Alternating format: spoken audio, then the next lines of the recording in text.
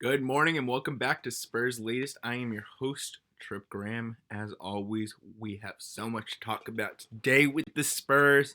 Spurs took on the Trailblazers last night and we made light work of them without Wemby or Castle.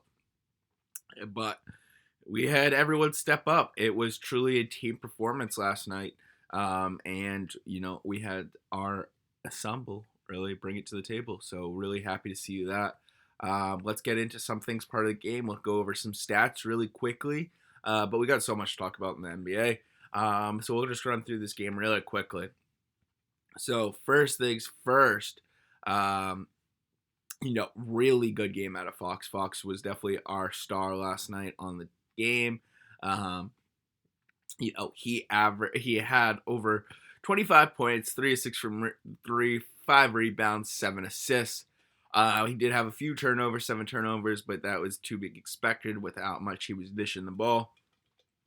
Dylan Harper also had a good game for us, 13 points, 6 rebounds, 4 assists. Also had those 4 turnovers, so that was tough.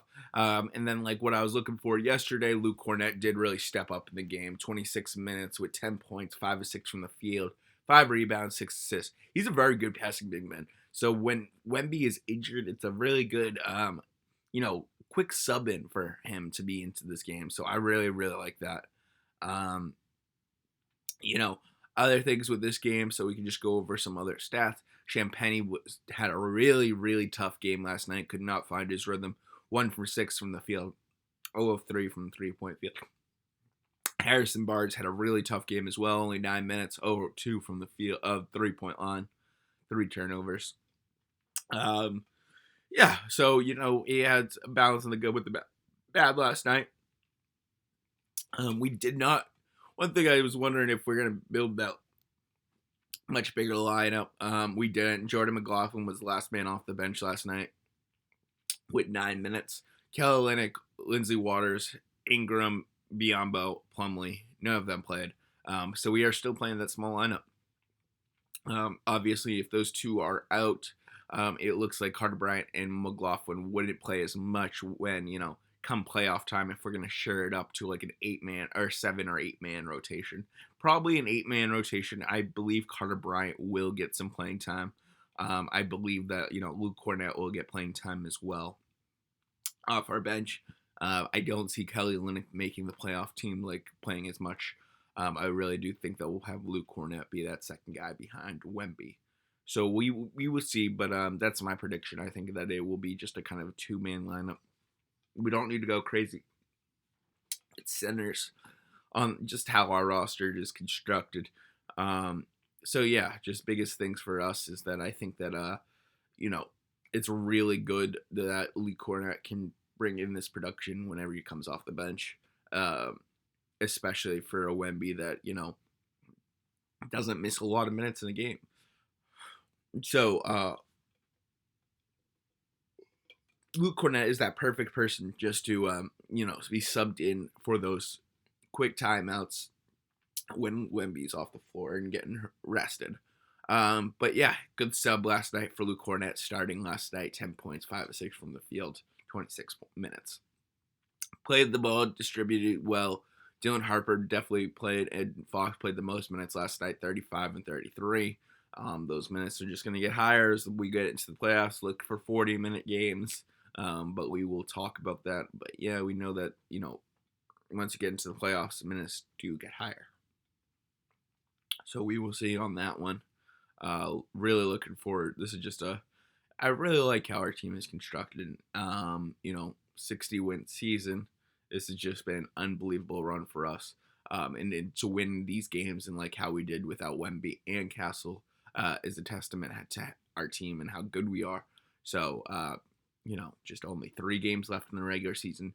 Wemby, I'll just talk about this really quick. So Wemby only has to play 20 minutes in one of the 3 games. I really just do that. I can't wait to just, have this behind us of, is he going to make the 60-game threshold? Let's get on to the playoffs, obviously. Let's get on to the playoffs. But it looks like he will. He looks like he will be playing 20 minutes of one of the 3 final games. So that will happen. But, let's just talk about other things going on in the NBA. One of the things I really do want to talk about, I was looking at the draft um, yesterday, and I just want to talk about some draft predictions. I really like the draft this year. All right. So, one of the biggest things about this draft is that there really is three number one overall picks. From any way I turn it, I think that a team might pick the first overall pick based on who they are. I don't think there's a clear best player in this draft. I think it's going to come down to ooh, ooh, ooh, fit. I think fit is more important this year than anything. As the in the future years, tanking is changing. The NBA is going to be changing in terms of how they are going to approach tanking.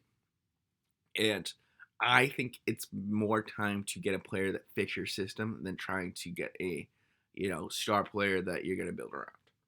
So, and I just don't see as one of these three players as being in better, a league better than the other two.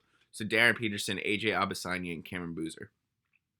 Really can't go wrong with all three, any of the three. The biggest things that I see with this is you need to have a correct fit for your team. So let's take the Kings for chance. If I were the Kings, I am going with Cameron Boozer for those three. He is a catalyst for a win now mode, where Peterson and Abasanya are more projects. If I'm the Kings, I'm going for more win now mode and going Cameron Boozer. From the Wizards, you just got Trae Young, you got Anthony Davis. I would be adding another guard to that lineup as another a point guard, shooting guard, to extend that floor for Trae Young, but also open up the lanes down low for Anthony Davis. So if I were them, I would be going with a guard. So I would be going with Darren Peterson if I was the Wizards. This is just all, this is the thing. Like, whoever gets the first overall pick is not going to necessarily have a shoe-in for one of these three guys. It's all going to be about fit this year. That's just my prediction. So we will see who gets the first overall pick, but I just see that these three spots are just very open to based on who has that pick. Other looking names that I'm looking in the draft is also obviously Mullins. Mullins is, I believe, like a top 15, top 20 pick in this draft, out of UConn. Unbelievable run, had the biggest famous shot this season against Duke that will go down in history.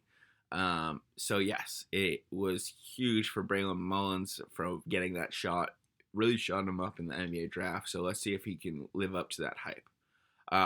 Other players I'm looking at this draft is Yaxel Lendenborg.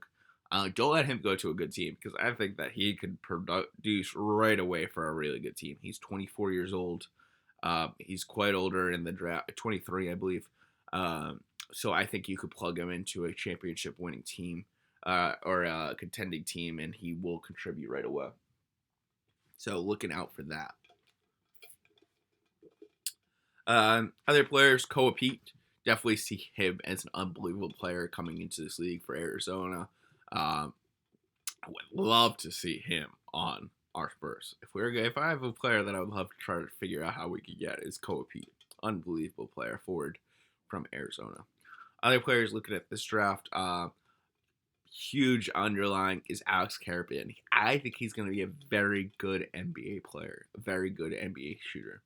Maybe this comes back to bite me, but I see him as a 3-point sniper in the NBA. And I look forward to the work that he puts in over the next few months to get ready for the NBA because I think he could be a very special talent. 3-point specialist, definitely, obviously. So we will see if that happens. But yeah, really looking forward to that. Those are the main players I am looking at in this draft. Nate Ahmet from Tennessee is another player I think is unbelievable. Look forward to seeing him in the league. Caleb Wilson from UNC, looking forward to seeing him in the league. But yeah, top three, Darren Peterson, AJ Abasanya, and Cameron Boozer. Mix and match between the three of them. It's plug and play for the best case scenario for who would they end up playing for will be all about fit. I don't think about one is necessarily leagues above the other. So we will see. We will see. But yeah, really exciting draft class this year. One of the most talented we've had in years for in terms of depth. Obviously, our first overall picks over the last 6 or 7 years have been unbelievably good. Um, it's one of I think NBA is on a crazy stretch of top overall picks being very good. Very few busts. Maybe Zach Ricochet, most likely, from the Hawks. But yeah, other than him, it's been an unbelievable stretch. All right, well, we're getting down to the NBA standings is almost complete, so let's just look at them. Talking about our Spurs, we are second overall. We are now 61 wins in 19. 2 games behind the Thunder. That's all right. We're going to finish with that number 2 seed. We are 10 games over the Nuggets, which is unbelievable. But then there are those tanking teams. I don't know if anyone saw those Draymond comments yesterday about talking about tanking, about how they fouled Seth Curry with 3 minutes to go. I mean, it's unbelievable. They can't let these teams get away with it. There's only been 2 fines for this season about tanking, but they know everyone is doing it. Mavericks, Grizzlies, Kings, Jazz. I mean, it's just been nasty. Pelicans, 26 and 54. I really want to see Zion on a different team. Zion, it's obviously not worked out for the Pelicans. Obviously, a lot of personal issues. He cannot figure out his weight. It does not ever seem like he's had his head in the game since getting into the NBA.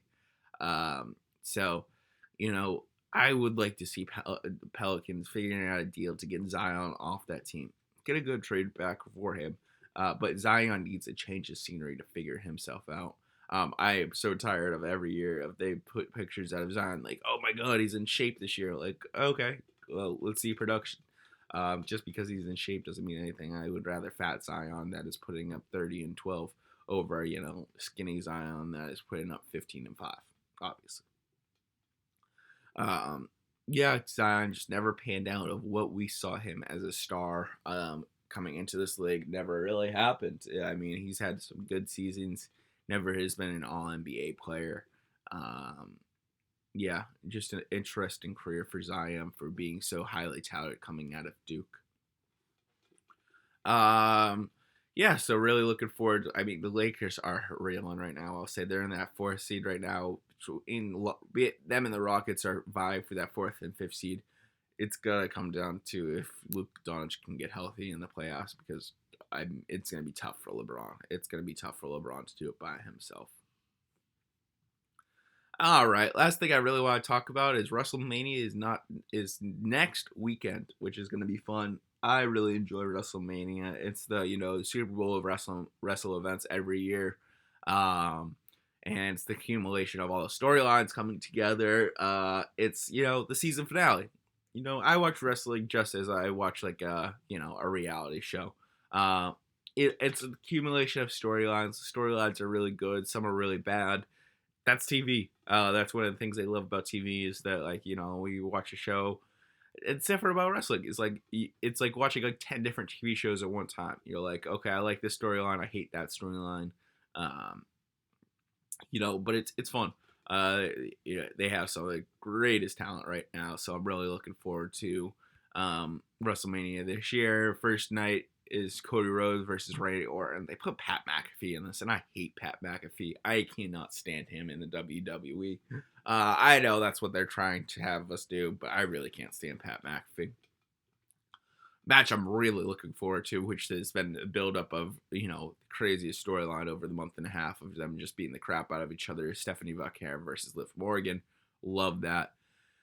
Seth Rollins versus Gunther. Seth Rollins is my favorite. Seth Rollins, my absolute favorite in WWE, so I'm really looking forward to that match. Night 2, CM Punk versus Roman Reigns. My GOAT, CM Punk. Back to my days of him versus John Cena when I was a kid. Love CM Punk. Other match that I'm not looking forward to, but we'll see, is Jade Cargill versus Rhea Ripley. An awful build to the match, but we will see. My favorite wrestler, my favorite heel wrestler, Dominic Mysterio versus the Demon Finn Balor. So looking forward to Dom pulling up the victory. Come on, Dom, beat Finn Balor. All right, well, that's all I have for Spurs latest today. We only got a few games left in the regular season. We are almost to the playoffs. Well, go Spurs, go, and I will catch you in the next one.